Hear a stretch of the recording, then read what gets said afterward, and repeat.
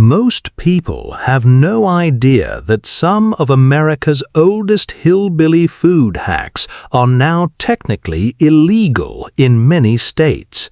These weren't crazy experiments, they were survival tricks that kept families alive for generations.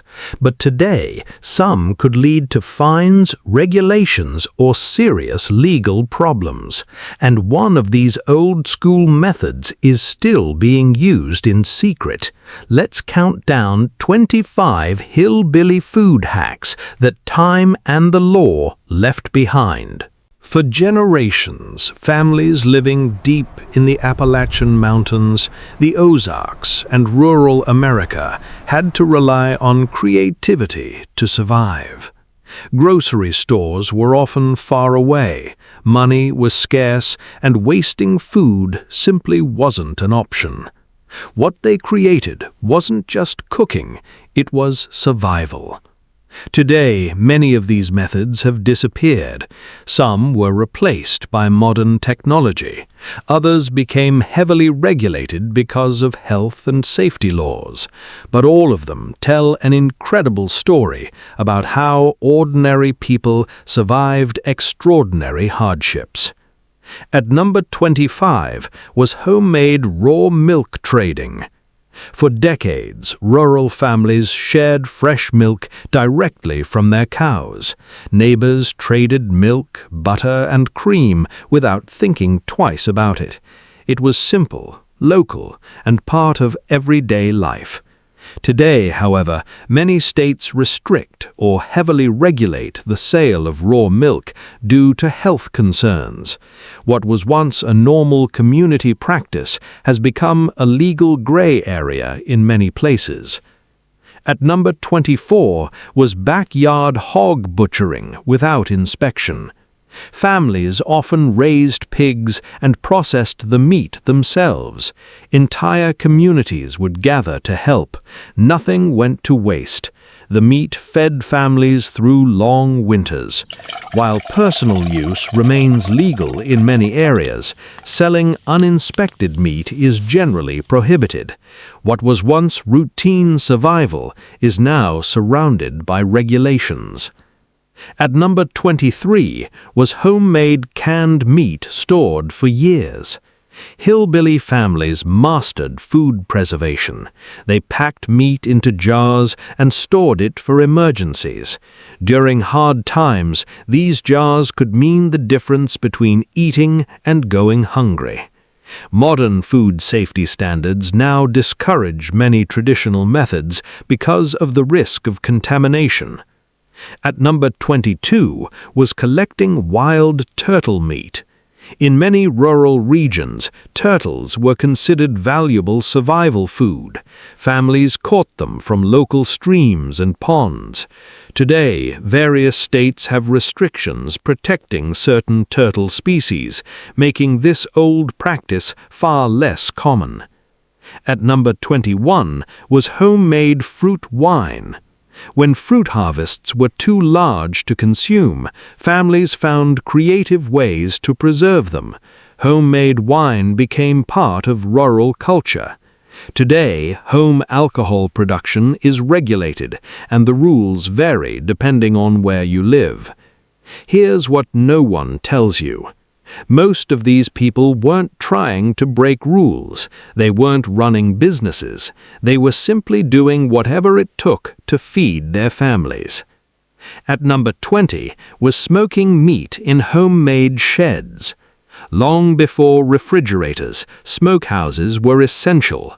Meat could last for months when properly smoked. Many families relied on techniques passed down through generations. Modern commercial food production follows strict regulations that didn't exist back then.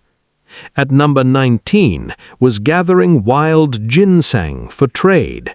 Rural Americans often searched forests for valuable ginseng roots. The extra money helped families survive difficult years. Today, harvesting ginseng is regulated in many areas to prevent over-harvesting. At number 18 was selling homemade jams and preserves from the front porch. This was once a common way to earn extra income. Neighbors trusted neighbors. Today, many states require permits or compliance with cottage food laws before certain foods can be sold. At number 17 was catching and selling wild game. Deer, rabbits, and other animals helped put food on the table. While hunting remains legal under regulations, selling wild game meat is often restricted. At number 16 was gathering wild mushrooms for local markets. Experienced foragers knew which mushrooms were safe. Their knowledge was passed down through generations. Today, many regions regulate commercial mushroom sales because mistakes can be dangerous. This is where things change. The old hillbilly food hacks weren't about trends, they weren't about social media, they were about survival. Every jar, every smokehouse, and every preserved meal represented security in an uncertain world. At number 15 was homemade sorghum syrup production. Families spent long days turning sorghum into sweet syrup. It was hard work, but it provided an affordable sweetener when sugar was expensive. At number 14 was collecting wild honey from forest hives. This risky task provided valuable food and natural sweetness. Modern regulations and property laws have changed many of these practices. At number 13 was preserving eggs using traditional storage methods. Without refrigeration, families developed techniques to keep eggs edible for months. Some methods are now discouraged by modern food safety experts. At number 12 was making homemade cheese without commercial standards. Generations of families made cheese using traditional knowledge. Today, commercial dairy production follows strict regulations designed to reduce health risks. At number 11 was cooking with rendered animal fat stored for years. Nothing was wasted. Fat became cooking oil, flavoring, and an important calorie source. This was not cooking, this was strategy. At number 10 was harvesting shellfish from local rivers. Many rural communities depended on local waterways for food. Environmental regulations and pollution concerns have changed many of these practices. At number 9 was trading preserved food without licenses. Neighbors exchanged canned vegetables, smoked meats, and homemade goods. It strengthened communities and helped families survive difficult seasons. At number 8 was collecting wild berries for roadside sales.